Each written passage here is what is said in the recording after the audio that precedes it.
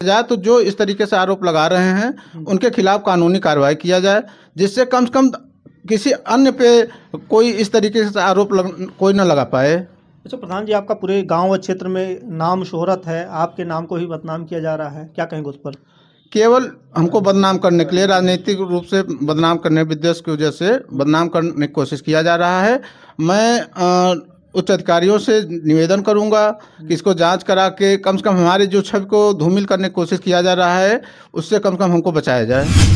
का मामला पहुंच जाता है छेड़खानी तक। आइए हम जो है गांव के प्रधान हैं, हम उनसे बात करेंगे कि जो अभी इनके ऊपर जो है गंभीर आरोप लगे हैं, क्या ये सही है या गलत है।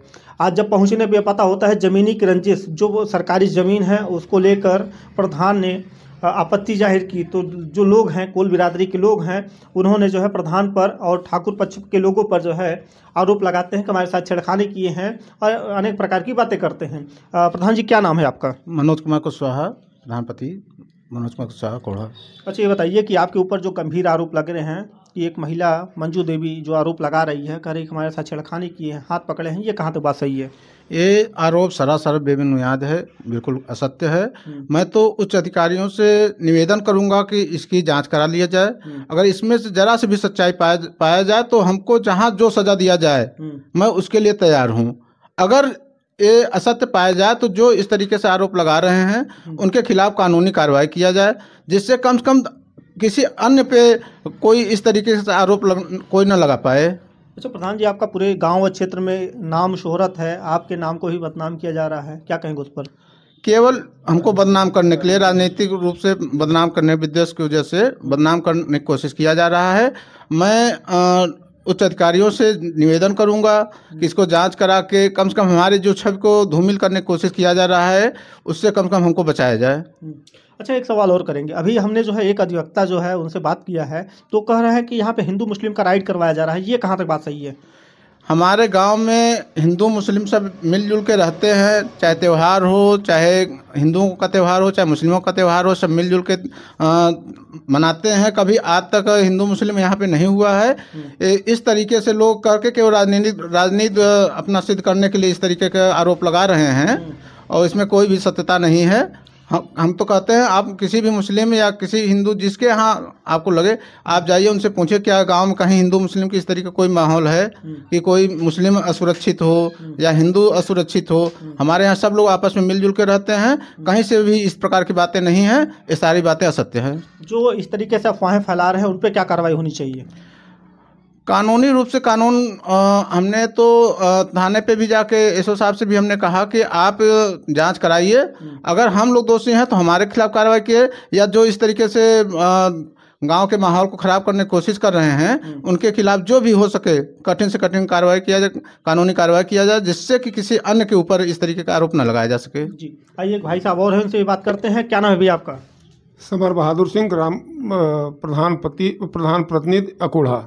अच्छा, ये बताइए, आपके भी ऊपर गंभीर आरोप लग रहा है कि आप लोग जो है शेरे पुश्ती से जो है उस महिला को हाथ पकड़ रहे हैं और उसको मार रहे हैं और थाने का पूरा घेराव किए थे वो लोग, क्या कहेंगे इस मामले पर आप?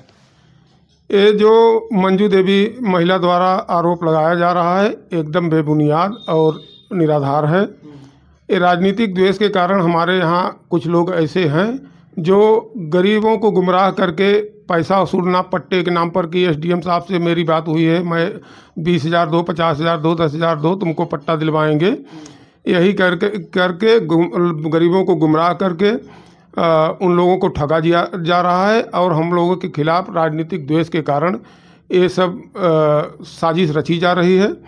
मैं उच्च अधिकारियों से निवेदन करूँगा, प्रार्थना करूँगा, हम लोग संविधान को मानते हैं, कार्यपालिका न्यायपालिका को मानते हैं, कानून व्यवस्था कायम रखना चाहते हैं।